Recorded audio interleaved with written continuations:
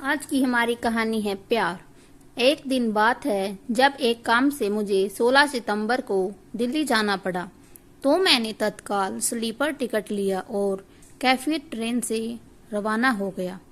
और मेरे बैठने के ठीक 3 घंटे बाद एक सलवार सूट पहने हुए गोरी सी लड़की एक बैग लिए हुए मेरी सीट पर एक किनारे बैठ गई और मैं हाथ में लिए हुए एक मैगजीन पढ़ रहा था। और वह लड़की बार बार इधर उधर देख रही थी।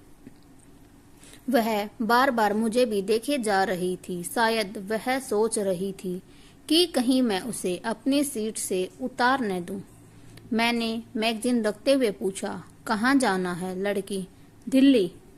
लड़की, आप कहाँ तक जाएंगे? मैंने कहा, मुझे भी दिल्ली जाना है।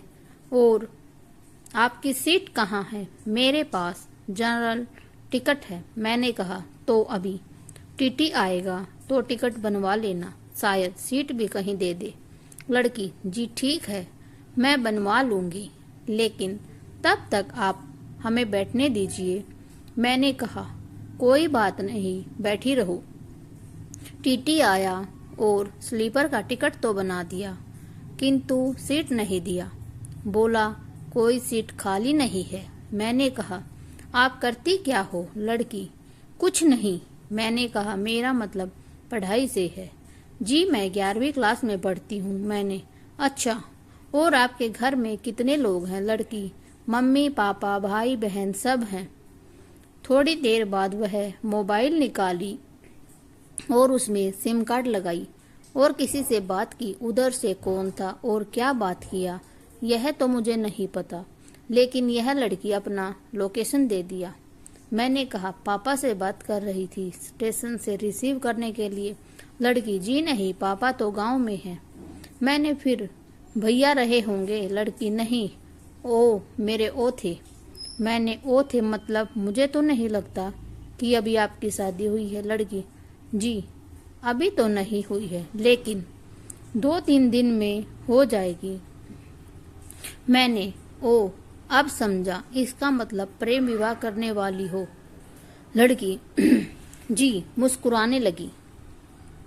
मैंने कहा, लड़का क्या करता है? लड़की, दिल्ली में नौकरी करता है और बोल रहा था कि मुझे भी नौकरी दिला देगा, फिर हम दोनों लोग मजे से रहेंगे।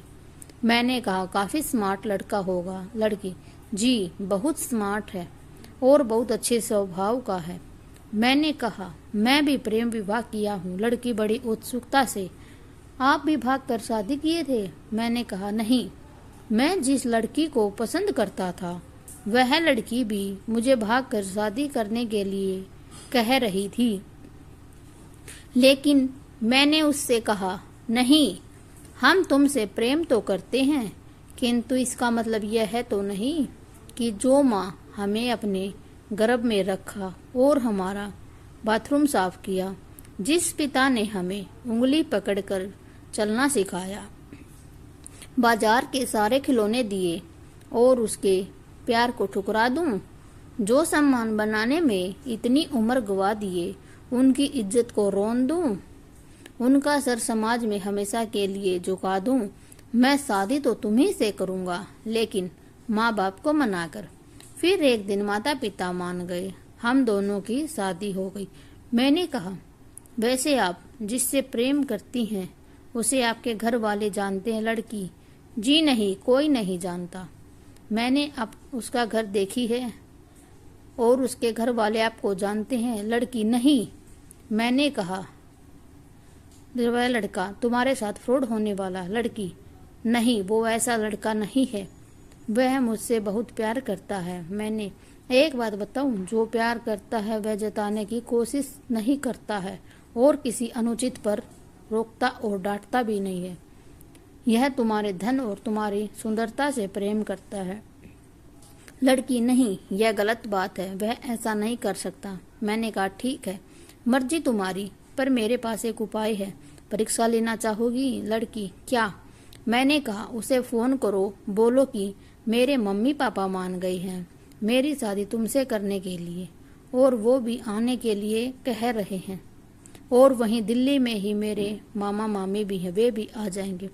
और वो बोले हैं, आखिर एक दिन शादी करनी ही है तो अभी तुम्हारी पसंद का ही कर देते हैं, ताकि हम लोगों का भी मान सम्मान रह जाए और तुम लोगों की खुशी भी।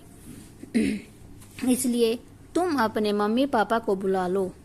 लड़की ने वैसे ही किया।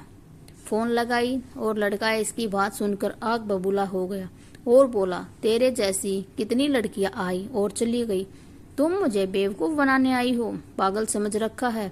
डांटते हुए फोन काट दिया। लड़की फिर से फोन लगाई, स्विच ऑफ बताने लगा। मैंने कहा, अब उसका फोन कभी नहीं लगेगा, क्योंकि ऐसे लड़के अलग अलग लड़कियों के लिए अलग अलग सिम कार्ड का उपयोग करते हैं। अब सोचो, घर से भागने का मतलब घर पर जा नहीं सकती, अपनी परेशानी बता नहीं सकती, तुम्हारा उनके सिवा और कोई रहता नहीं, इसलिए वह तुम्हारे साथ अगर कोई बबरता करता तो तुम क्या करती? या फिर एक दिन छोड़कर चला जाता, भाग जाता, तो ऐसे में क्या करती जानती हो? ऐसे में लड़कियां आत्महत्या कर लेती हैं, जो घर वालों को पता तक नहीं चलता। लड़की रोने लगती है। मैंने कहा, ओहो, रोना नहीं, अभी तुम्हारा कुछ नहीं बिगड़ा है। अब एक काम करो, अपने घर फोन लगाओ। लड़की फोन लगाती है, हेलो पापा। लड़की रोने लगती है, पापा बेटिया कहाँ हो? हम सब बिना खाए पिए तुम्हें ही खोज रहे हैं। लड़की, पापा बस थोड़ा सा बहक गई थी, पर अब ठीक हूँ, कल तक घर आ जाऊंगी। और मुझे धन्यवाद देते हुए अगले स्टेशन पर उतरकर दूसरी ट्रेन से घर के लिए रवाना हो गई। दोस्तों, इसलिए कहा जाता है, औलाद को इतना प्यार दो कि हर बात बताए छुपाए नहीं। कुछ लड़कियां घर से भाग जाती हैं, जो कि गलत है, और कोई न कोई वजह से भागती हैं, इसलिए उसकी बातें सुने, क्या चाहती हैं, जबरदस्ती उन पर अपना फैसला नहीं थोपना चाहिए। हर एक माँ बाप को ये बात समझनी चाहिए। Thanks for watching. आपको हमारी कहानी कैसी लगी?